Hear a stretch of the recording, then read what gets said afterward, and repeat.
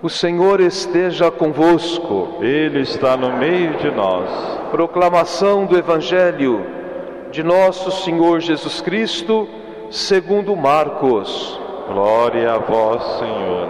Naquele tempo, João disse a Jesus: Mestre, vimos um homem expulsar demônios em teu nome, mas nós o proibimos porque ele não nos segue. Jesus disse: Não o proibais, pois ninguém faz milagres em meu nome, para depois falar mal de mim. Quem não é contra nós, é a nosso favor.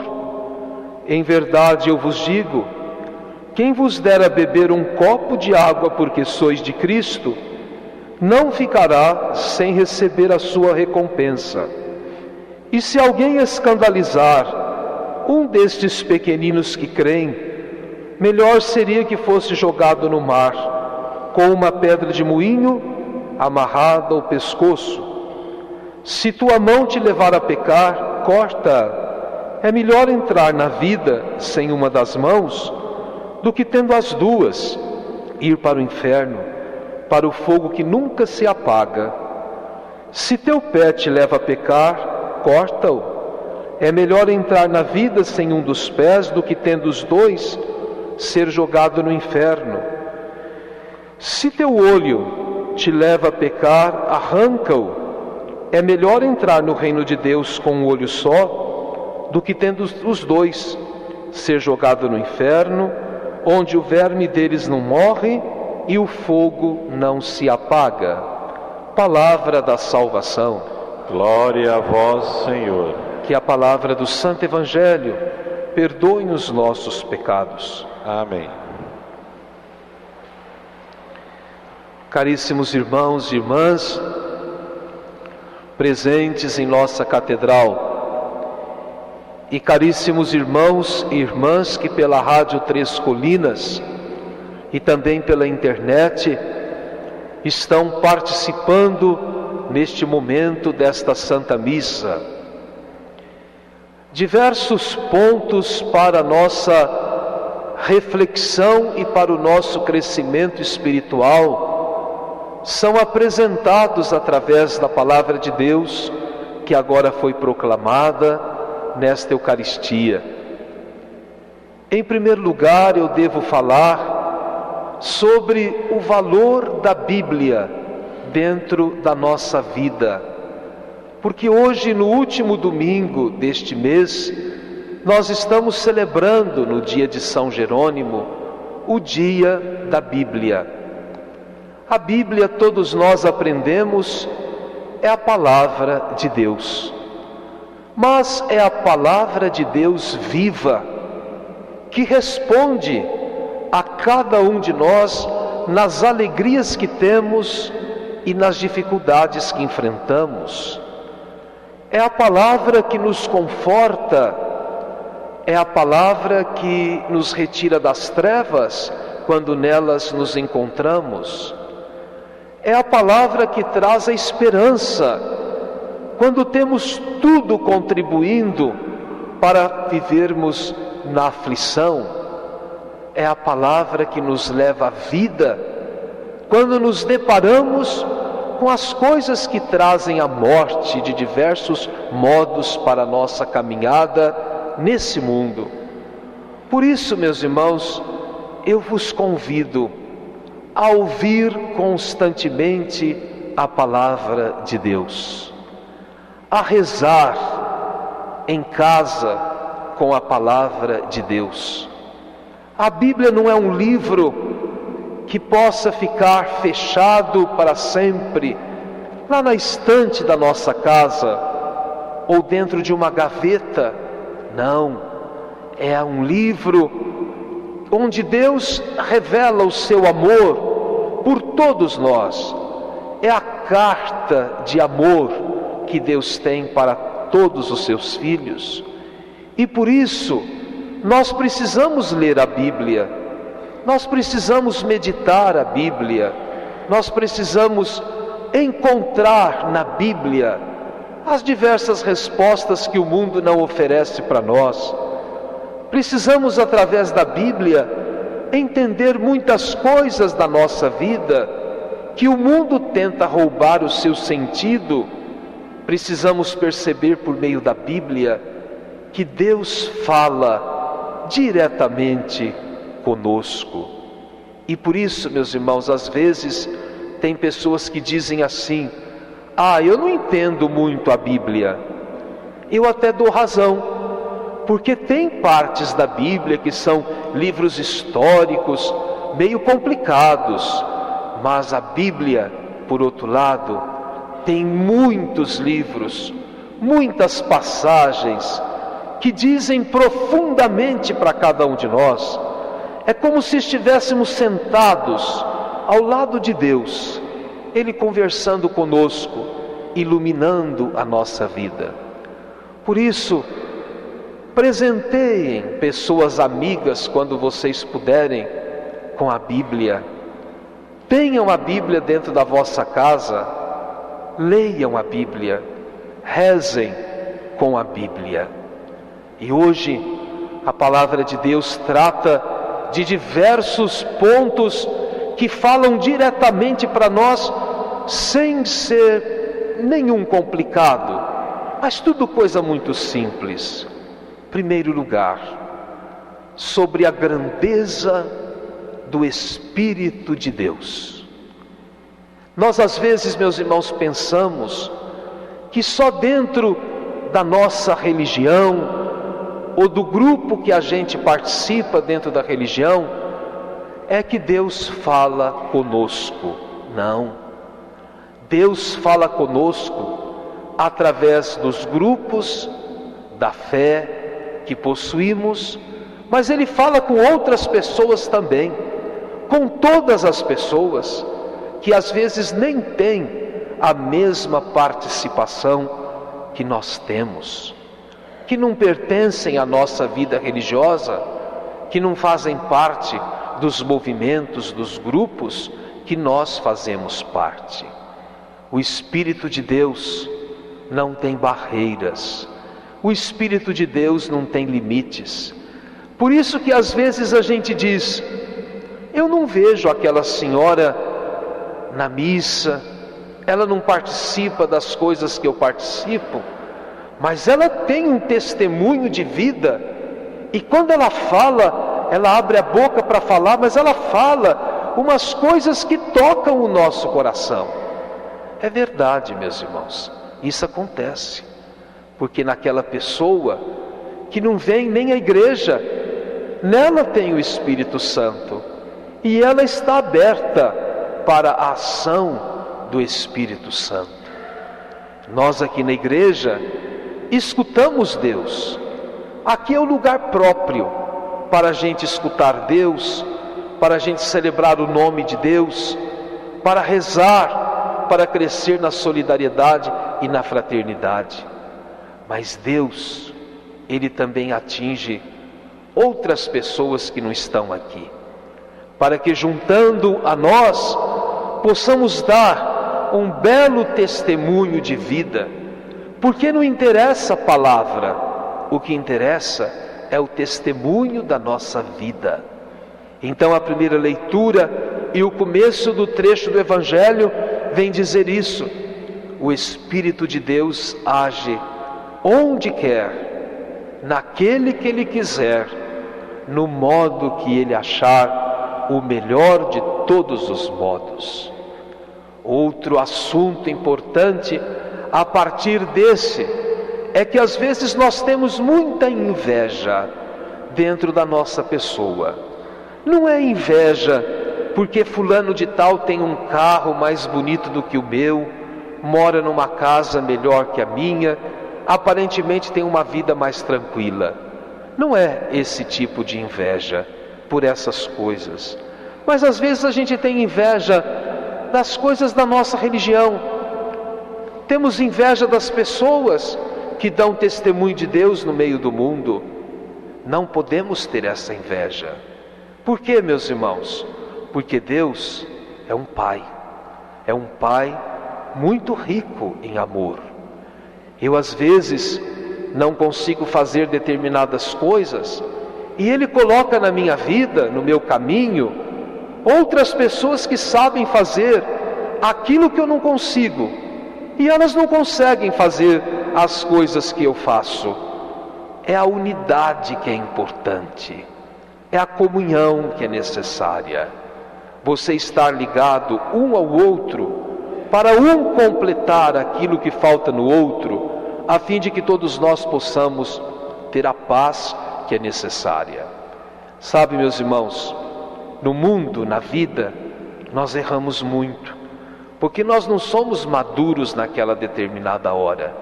O tempo passa e a própria vida se encarrega de mostrar os erros que vamos tendo, e abre também a vida muitas oportunidades para a gente melhorar, para a gente mudar aquele pensamento, aquela atitude.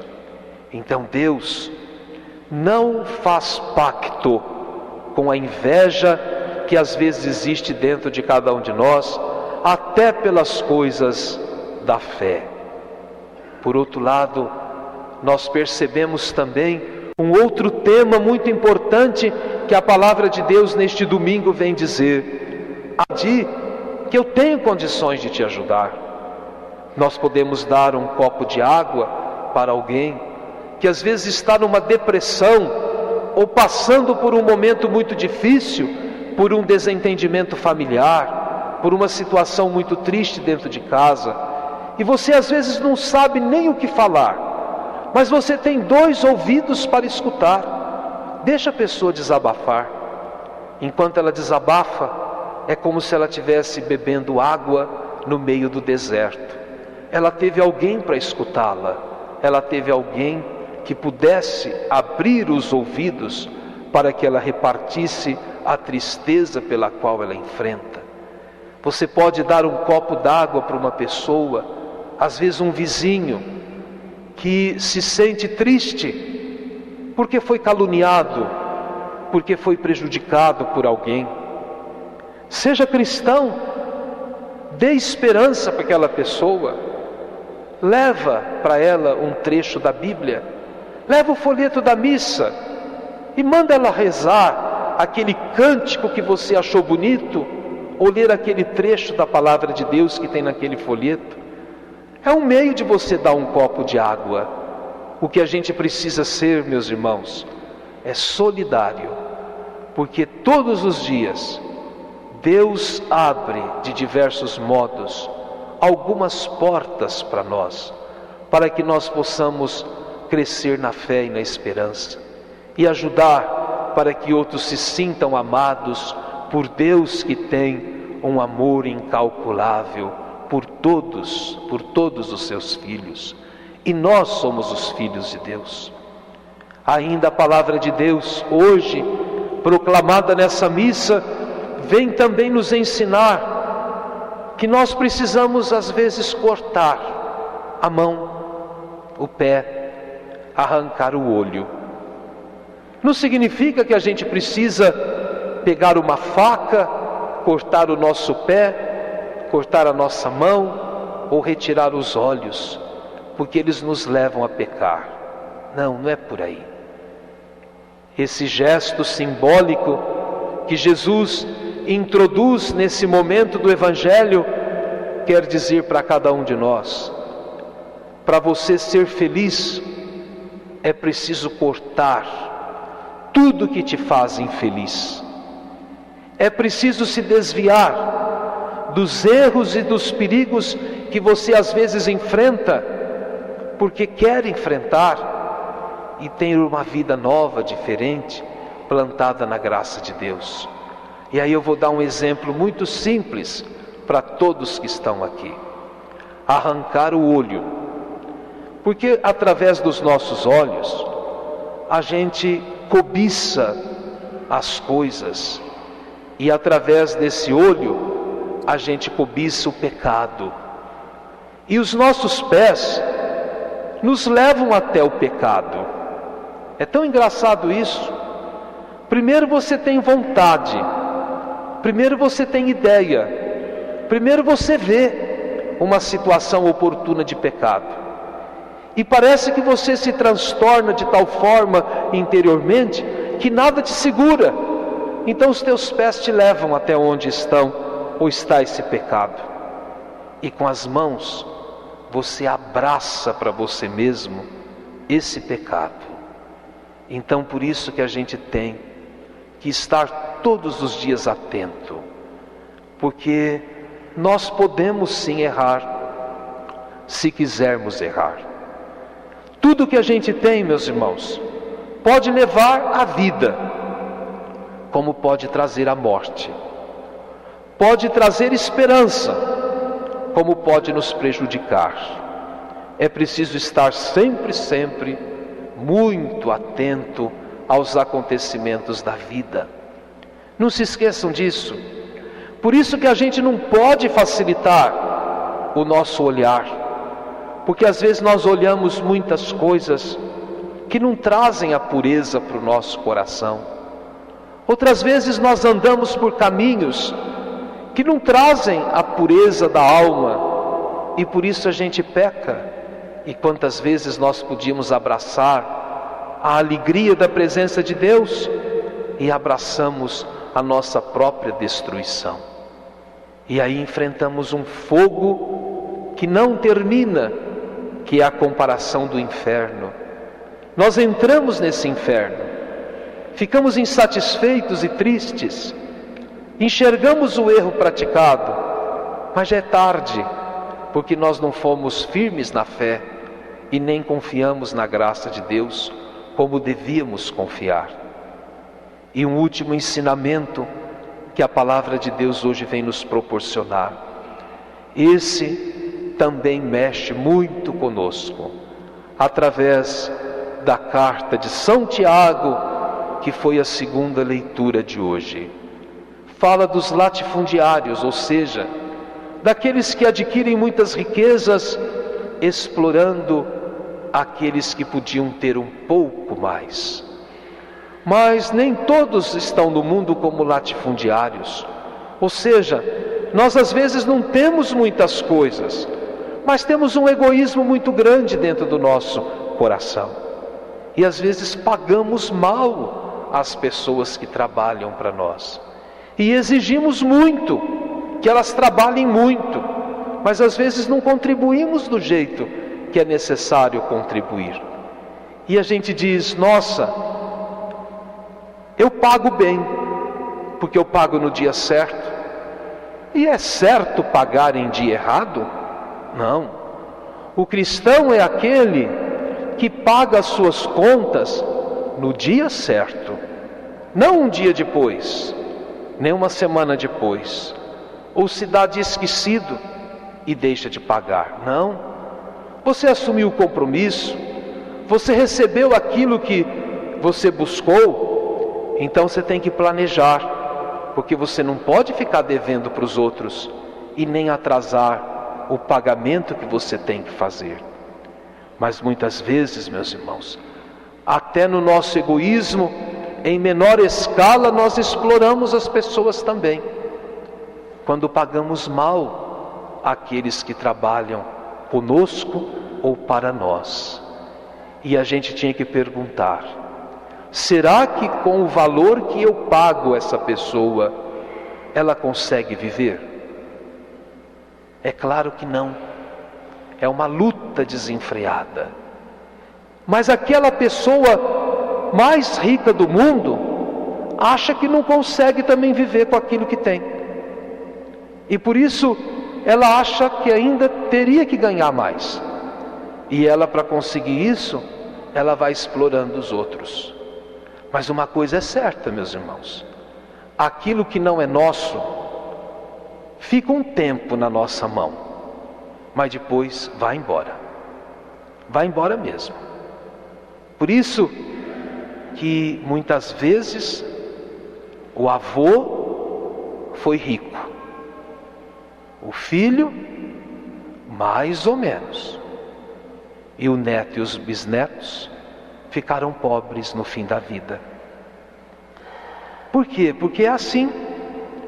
Você segurou aquilo que não era seu, e você foi até muito esperto em segurar aquilo que não era seu, mas de repente A vida se encarregou de dizer: isso não lhe pertence, é de outro. Você tirou de alguém.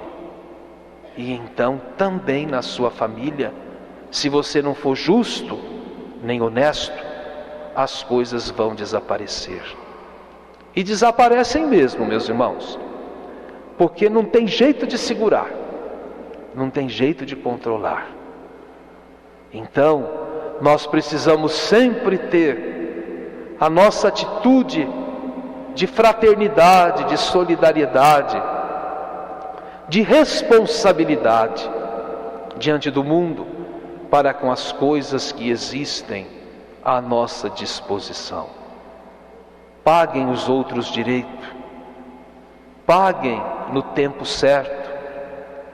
Não pensem em se tornar cada dia mais egoísta. Tenha um coração pródigo. Seja cristão e dê testemunho de cristão, porque senão você vai perder mesmo. Você perde a alegria, você perde a paz, você perde tudo, inclusive o dinheiro. Porque aquele dinheiro não é dinheiro da justiça, não é dinheiro do amor, não foi dinheiro da paz, foi dinheiro impróprio que chegou na sua mão. E eu repito algo que eu falei nesses dias numa das missas durante a semana. Nunca diga: a riqueza que essa família tem nunca vai acabar, porque acaba. Acaba mesmo. Quantos ricos da história morreram pobres, precisando até de ajuda para ser enterrado, para ser sepultado. Então isso não aconteceu só no passado, não. Pode acontecer conosco, com pessoas que nós até conhecemos e que hoje estão nadando no dinheiro, mas de repente as coisas mudam, o mundo dá uma guinada, acontece alguma coisa e você vê o sujeito capengando pela vida. Isso é muito sério. Isso é uma coisa que a gente tem que pensar muito, porque é uma grande verdade. A vida mostra isso, para nos ensinar que nós precisamos ter um pensamento com um coração e algumas atitudes diferentes. Não creiam, meus irmãos, nos poderes humanos que nós temos, na fartura de bens que nós adquirimos. Tudo isso é como bolha de sabão, colorida, bonita, mas que de repente em contato com o ar, ela desaparece. Vamos crer sim na simplicidade, na humildade, na confiança em Deus, na esperança de um mundo melhor, por atitudes novas que devem existir dentro da nossa pessoa.